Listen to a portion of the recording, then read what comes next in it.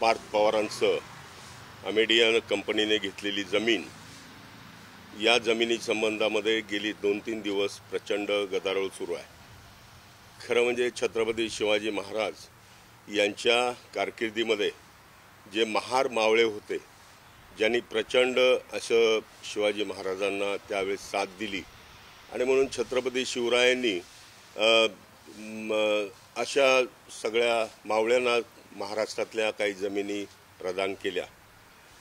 गेली 350-400 वर्ष ही जमीन, जवळजवळ 40 एकराची जमीन मुंडवा येथील शेतकरी कसत असताना त्याच्यामध्ये फक्त 3 एकर जमीन ही बॉटॅनिकल गार्डनसाठी रिझर्व होती। परंतु गेल्या 20 वर्षापूर्वी शासनानं यामध्ये फेरफार केला आणि आता त्या GR मध्ये आणखी फेरफार करून ह्या जमिनी धनदांडग्यांच्या हातात कशा जातील अशा पद्धतीने तसं सगळं काम सुरू झालेलं आहे। तिथल्या जनतेची मागणी आहे की सातत्याने ते जमीन कसत होते, परंतु महाराष्ट्र शासनाने ही जमीन परत घेतली। या जमिनीच्या संबंधामध्ये शीतल तेजवानी नावाची जी महिला होती, आमच्या सगळ्या लोकांनी तिला कोर्टामध्ये जाऊन हे मॅटर क्लिअर करावं अशा पद्धतीनं तिला या संबंधामध्ये भूमिका मांडायला सांगितलं। परंतु त्या बाईनं त्या ठिकाणी असणारे 350 शेतकरी होते, त्याच्यापैकी एका शेतकऱ्याला हाताशी धरून त्याला पॉवर ऑफ अटर्नी दिली, त्याच्याकडून घेतली आणि ही जमीन त्याने पार्थ पवारच्या कंपनीला विकण्याचं कारस्थान केलं।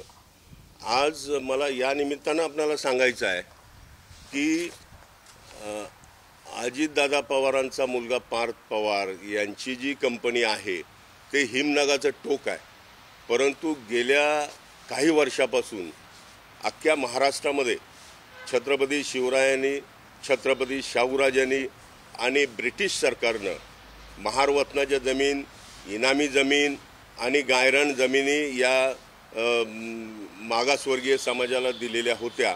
परंतु काही वर्षापासून या महाराष्ट्रातले धनदांडगे, इथले जातीयवाद करणारे लोक अत्याचार करून, खून करून, धाकधकाशा दाखवून या जमिनी लुटण्याचं कट कारस्थान सातत्यानं गेल्या काही वर्षापासून सुरू आहे आणि महाराष्ट्रातल्या अनेक जमिनी, महारवतनाच्या जमिनी असतील, इनामी जमिनी असतील, या ताब्यात घेण्याचं काम सुरू आहे। आपल्या माध्यमातून मी शासनाला सूचित करतो की या सगळ्या जमिनी या धनदांडग्याकडून काढून घ्याव्यात, याच्यावर सरकारनं श्वेतपत्रिका काढावी आणि या सगळ्या जमिनी पुन्हा एकदा या मागासवर्गीयांच्या ताब्यात देण्यात याव्यात। त्यासाठी नवीन पद्धतीनं शासनानं कायदा करावा किंवा जे मधल्या काळामध्ये जे GR झालेले आहेत जमिनी ट्रान्सफर करण्याच्या संबंधामधले, ते सगळे GR रद्द करून या सगळ्या लाटलेल्या जमिनी पुन्हा मागासवर्गीय समाजाला, महारवतनाच्या जमिनी महार समाजाला आणि इतर समाजाच्या सुद्धा ज्या जमिनी आहेत या जमिनी सगळ्या त्यांना परत करण्यात याव्या, ही मागणी मी या निमित्तानं करत आहे। मी आज माननीय पंतप्रधान यांनाही पत्र लिहितोय। आमचे नेते, राज्यसभेचे नेते आणि काँग्रेस पक्षाचे अध्यक्ष माननीय खरगे साहेब यांनाही जाऊन भेटणार आहे आणि आमच्या नेते राहुलजी गांधी यांनी तर काल ट्विट केलंय महारवतनाच्या जमिनी संबंधात, दलितांच्या जमिनी संबंधात की ह्या दलितांच्या जमिनी आणि हे सगळं लुटण्याचं कारस्थान इथला प्रस्थापित वर्ग करत आहे, त्या संबंधामध्येच त्यांनी काल ट्विट केलेलं आहे। तर ह्या सगळ्या वरिष्ठ पातळीवर सुद्धा हे सगळं प्रकरण घेऊन जाण्याचा प्रयत्न मी करणार आहे आणि हा प्रश्न धसास लावण्यासाठी महाराष्ट्रभर आंदोलन करण्याची गरज भासली तर ते आंदोलन सुद्धा आम्ही सुरू करतोय आणि या गोरगरीब समाजाला न्याय देण्याचा आम्ही प्रयत्न करणार आहोत। तुम्ही या निमित्ताने महाराष्ट्रातील अशा जनतेला आवाहन कराल का की ज्यांच्या अशा पद्धतीने काही प्रकरणं आहेत की तुमच्याकडे यावेत आणि या संदर्भात कायदेशीर लढाई लढण्यात येईल? ऑफकोर्स मी आपल्या माध्यमातून महाराष्ट्रातल्या मागासवर्गीय समाजाला, आदिवासी समाजाला विनंती करतो की आपल्या जिथं जिथं अशा जमिनी लाटलेल्या आहेत त्या संबंधामध्ये तात्काळ आमच्याकडे माहिती पाठवावी। त्या संबंधामध्ये निश्चितच कारवाई करण्याच्या संबंधामध्ये किंवा आंदोलनात भूमिका घेऊन या सगळ्या जमिनी या गोरगरिबांना मिळवून देण्यासाठी आमचा प्रयत्न राहील। याच्यामध्ये या प्रकरणामध्ये साहेब एक गोष्ट पाहायला मिळते की जमिनी लाटल्या जातात, प्रकरण उघडकीस झाल्यानंतर जमीन परत दिली जाते, मात्र ज्यांनी अशा पद्धतीने गोरगरिबांच्या ताटातलं अन्न खाण्याचा प्रयत्न केला आहे, त्यांच्यावरती कुठलीही कारवाई होताना पाहायला मिळत नाही. नाही, ते आता 2 दिवस झालं आपण बघतोय, प्रेसमध्ये बघतोय, आपल्या मीडिया, प्रिंट मीडिया असेल, इलेक्ट्रॉनिक मीडिया असेल, याच्यामध्ये आपण बघतोय छोटे छोटे मासे गळाला लागलेले आहेत, सगळे लावण्याचा प्रयत्न झालेले आहेत, मोठे मासे सेफ राहिलेले आहेत. तर त्यांच्यावर सुद्धा कारवाई करण्यात यावी अशी मागणी करतो. अजित पवार हा मोठा मासा आहे का? अजित पवारांनी राजीनामा द्यावा का? अजित पवारांचा याच्याशी संबंध असल्याशिवाय एवढं मोठं प्रकरण घडतंय का? 2000 कोटीची शासकीय जमीन, महारत्नाची जमीन, ही जमीन 300 कोटीला देण्याचा जो घाट घालण्याचा प्रयत्न आहे, निश्चितपणे याच्या मागे भूमिका अजित पवारांची आहे. आता येत्या 24 नोव्हेंबर पासून हिवाळी अधिवेशन सुरू होत आहे. या हिवाळी अधिवेशनात देखील हा मुद्दा आपण मांडणार आहात का? नाही, या संबंधामध्ये सरकारनं या 8-10 दिवसात निर्णय घेतला तर ठीक आहे, नाहीतर मग राज्यसभेचं, पार्लमेंटचं जे अधिवेशन चालू होत आहे, त्या पार्लमेंटच्या अधिवेशनामध्ये निश्चितपणे राज्यसभेमध्ये हा मुद्दा उपस्थित करणार आहोत. सर, ही जमीन सामाजिक, ह्या जमीन जी महारत्नाची होती त्याच्यावरती सामाजिक न्याय मंत्र्यांनी किंवा इतर कुणी काही भूमिका मांडणं अपेक्षित होतं, किंवा त्यांच्या भूमिकेकडे कसं बघतो? नाही, ऑफकोर्स सामाजिक न्याय विभाग हा गोरगरिबांच्या कल्याणासाठीच निर्माण केलेला विभाग आहे आणि ह्याच्यामध्ये मग सामाजिक असेल, शैक्षणिक असेल, आर्थिक असेल, या सगळ्या योजनांचा लाभ गोरगरिबांपर्यंत पोहोचवला पाहिजे, ही भूमिका शासनाची आहे. मधल्या काळामध्ये कर्मवीर दादासाहेब गायकवाड सबळीकरण योजना, या योजनेअंतर्गत महाराष्ट्रामध्ये जे भूमिहीन आहेत, या भूमिहीनांना मोठ्या प्रमाणामध्ये 2 एकर बागायत आणि ती जर नाही मिळाली तर 4 एकर जिरायत जमीन मोफत देण्याचं काम मी मंत्री असताना केलेलं होतं.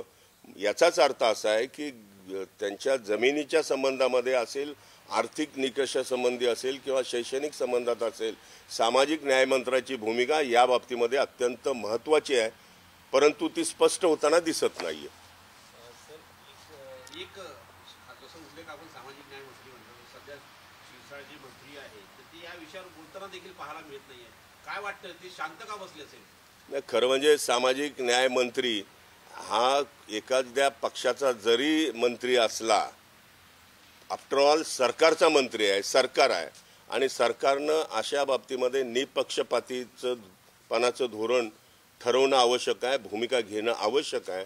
आता माननीय शिरसाट यांनी हे का भूमिका घेत नाहीत ते त्यांनाच माहिती आहे. लाडक्या बहिणीला पण त्यांच्या पैशात, त्यांच्या खात्याचा निधी वळवण्यात येत आहे, त्यामुळे त्यांच्याकडे खातं चालवायला पैसे नाही, अशा मध्यंतरी बातम्या येत होत्या.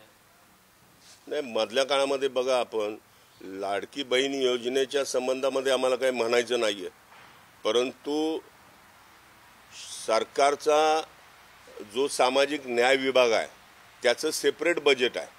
विशेष घटक योजनेअंतर्गत त्यांच्या व्यक्तिगत योजनांसाठी हा पैसा शासनाच्या वतीने दिला जातो आणि जनरल बजेट हे शासनाचं अर्थ खातं बघतंय आणि अर्थ खातं हे सगळ्या विभागांना निधी देऊन सुद्धा अर्थ खातं ॲडिशनल जर कुणाला काही योजनेच्या माध्यमातून द्यायचं असेल, निधी द्यायचा असेल, तर तो निधी अर्थ खातं देत असतं. परंतु दुर्दैवाने या ठिकाणी असं दिसतंय की सामाजिक न्याय विभागाचा विशेष घटक योजनेचा पैसा हा याने लाडक्या बहिणी योजनेकडे वळवलेला आहे. मागच्या वेळेस 700 कोटी वळवले आणि आत्ताही जवळजवळ 400 कोटी रुपये वळवण्याचं काम सुरू आहे. एका बाजूनं विद्यार्थ्यांना स्कॉलरशिप मिळत नाहीये, विद्यार्थ्यांच्या हॉस्टेलचा खर्च आहे, बाकीचा खर्च आहे, सामाजिक न्याय विभागाचा प्रचंड खर्च असताना अशा पद्धतीनं या लोकप्रिय योजनेसाठी या विभागाचा पैसा उपलब्ध करून देता कामा नये अशी माझी भूमिका आहे. स्थानिक स्वराज्य संस्थांच्या निवडणुका होत आहेत. मुंबई महानगरपालिकेमध्ये काँग्रेस सोबळाचा नारा देताना बघताना मिळतंय. तुमची काय पक्षातील लोकांशी चर्चा झालेली आहे का, आणि 2 ठाकरे एकत्र येत असताना काँग्रेसची भूमिका काय असेल?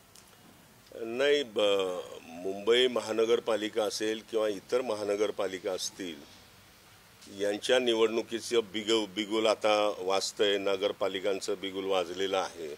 तर मुंबई काँग्रेस यासंबंधी विचारविनिमय करतंय. आमची बैठक झाली, या बैठकीमध्ये नेत्यांनी पार्लमेंटरी जी आमची पॉलिटिकल अफेअर्स कमिटी आहे, या कमिटीमध्ये पण चर्चा झालेली आहे की ही निवडणूक ही कार्यकर्त्यांची निवडणूक आहे लोकसभा किंवा विधानसभेची जी निवडणूक असते ती धोरणात्मक संबंधामध्ये असते, परंतु स्थानिक स्वराज्य संस्थांच्या निवडणुका ह्या कार्यकर्त्यांच्या निवडणुका असतात आणि त्या निवडणुकामध्ये कार्यकर्त्यांना प्राधान्यक्रमानं त्या ठिकाणी संधी देण्यासाठी पक्ष काम करत असतो.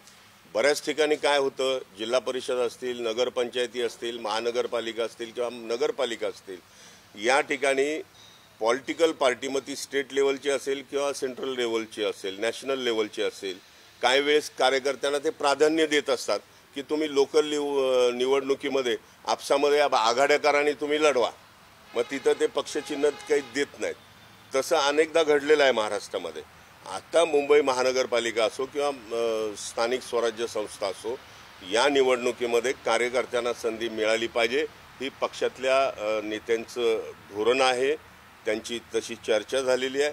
परंतु एक महत्त्वाचं आहे याच्यामध्ये की मुंबई काँग्रेस असेल, महाराष्ट्र काँग्रेस असेल, यांचं पार्लमेंटरी बोर्ड आहे. या पार्लमेंटरी बोर्डामध्ये चर्चा होईल. ती चर्चा आमचे प्रभारी, आमची जी देशाची पार्लमेंटरी कमिटी आहे त्या कमिटीसमोर, स्क्रीनिंग कमिटीसमोर ह्या सगळे मुद्दे जातील आणि शेवटी हायकमांड याच्यावर आमचा जो काही निर्णय ठरलेला असेल तो निर्णय देईल. त्यामुळे मी आत्ताच सांगू शकत नाहीये की त्यांची जी बैठक झाली होती मधल्या काळामध्ये त्यात सोबळाचा नारा का एकला चरोची भूमिका घेतली गेली होती. नाही, आपल्याला मी तुम्हाला ते सांगितलं, ही कार्यकर्त्यांची निवडणूक आहे आणि कार्यकर्ता हा पार्टीचा बेस असतो. कार्यकर्ताच जगला तर पार्टी जगेल आणि कार्यकर्ता ताटमानेनं जर संघटनेसाठी काम करू लागला, त्याची मेहनत आहे, त्याचे एफर्ट्स आहेत, त्याला कुठंतरी संधी मिळाली पाहिजे असंही कार्यकर्त्यांची एक अपेक्षा असते आणि ती पूर्ण करण्यासाठी पार्टीचा प्रयत्न असतो. काँग्रेसचे नेते आहे असलम शेख, माजी मंत्री देखील आहे, त्यांच्या विधानसभेत त्यांच्या नावाचे 2 मतदान कार्ड दाखवले आहेत आणि इतरही जागांमध्ये सापडतील अशी चर्चा आहे. एका आमदाराचे 2 कार्ड कसे असू शकतात? नाही, आता देशामधली जर परिस्थिती तुम्ही बघितली की देशामध्येच अनेक ठिकाणी अनेक दुबार मतदार आहेत. एक गावाकडे मतदान करतो, आला की मुंबईला मतदान करतो, असे प्रकार घडत आहेत. तर यासंबंधी सुद्धा आता मधल्या काळामध्ये मुंबईमध्ये मोर्चा झाला. आमचे नेते राहुलजी गांधी यांची परवा प्रेस कॉन्फरन्स झाली दिल्लीमध्ये, त्याच्या अगोदर प्रेस झाली. या संबंधामध्ये सगळं वातावरण ढवळून निघालेलं आहे. त्यामुळे दुबार तिबार मतदार असणारे जे लोक आहेत त्यांनी तात्काळ आपापली नावं त्या ठिकाणाहून कट करावी आणि एकाच कुठल्या तरी ठिकाणी त्यांचं इलेक्शन यादीमध्ये नाव असावं. सर, विखे पाटील म्हणतात की अगोदर कर्ज घ्यायची, नुसती भरायची नाही, नंतर कर्जबाजारी झाल्यानंतर पुन्हा कर्जमाफी मागायची. नाही, विखे पाटलाचं हे दुटप्पी धोरण आहे असं मला वाटतं.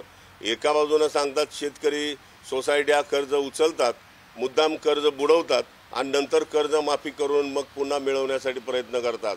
असं जे त्यांचं स्टेटमेंट आलेलं आहे ते जाणून बुजून केलेलं स्टेटमेंट असं मला वाटतं.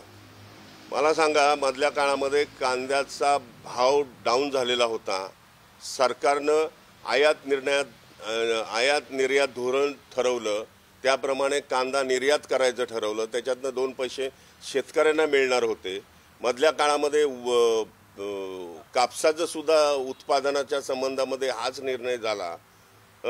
आणि आता विखे पाटील म्हणतायत की बाबा हे अशा पद्धतीनं डबल कर्ज उचलण्याचा प्रयत्न आहे. मग मधल्या काळामध्ये कांद्याचं उत्पादन घटलं, शेतकरी नुकसानीत गेला, कापसाचं उत्पादन घटलं, ऊसाचं उत्पादन घटलं, अतिवृष्टी होते, वेगवेगळ्या प्रकारचे रोग पिकावर पडतात आणि त्यामुळे शेतकरी वर्ग हा हवालदिल झालेला आहे. आणि या वर्गाला दिलासा देण्यासाठी सरकारनं त्यांना कॉम्पन्सेट करणं, शेतकऱ्यांना त्यांनी थोडंसं शेतकऱ्यांना दिलासा देणं हे सरकारचं कर्तव्य आहे. परंतु या कर्तव्यापासून सरकार पळताना दिसतंय. सरकार अत्यंत तुटपुंजी रक्कम शेतकऱ्यांच्या हातामध्ये देतंय. आपण बघत असाल, परवा आपल्या टीव्हीच्या माध्यमातून एका शेतकऱ्याला फक्त 4 रुपयाचं रिसीट दिलंय, म्हणजे 4 रुपये त्यांना देण्यात आलेले आहे. कुणाला 8 रुपये, कुणाला 10 रुपये, म्हणजे ही शेतकऱ्यांची टिंगल टवाळी चालू आहे. आणि म्हणून मी मधल्या 1 महिन्यापूर्वी औरंगाबादमध्ये प्रेस कॉन्फरन्स घेतली होती आणि त्या प्रेसमध्ये सांगितलं होतं एकरी शेतकऱ्यांना नुकसान भरपाई देण्याचं काम सरकारनं करावं. एकरी 50,000 रुपये त्यांना नुकसान भरपाई देण्यात यावी, ही भूमिका मी मागच्या महिन्यात पण मांडलेली होती आणि आत्तासुद्धा विनंती करतो सरकारला की एकरी 50,000 रुपयाचं पॅकेज आपण द्यावं.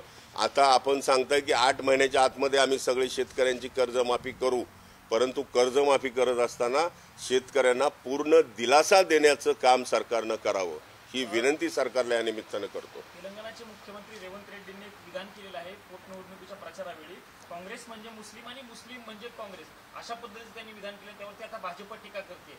मतपेढी मुस्लिम मतांच्या पेढीसाठी अशा पद्धतीचं विधान मुख्यमंत्र्यांकडनं केलं जातंय, अशी टीका भाजपकडनं आता केली जाते. नाही, ते मी तर काय पाहिलं नाही, परंतु काँग्रेस पक्ष हा सर्व धर्म समभाव मानणारा पक्ष आहे, लोकशाहीला मानणारा पक्ष आहे.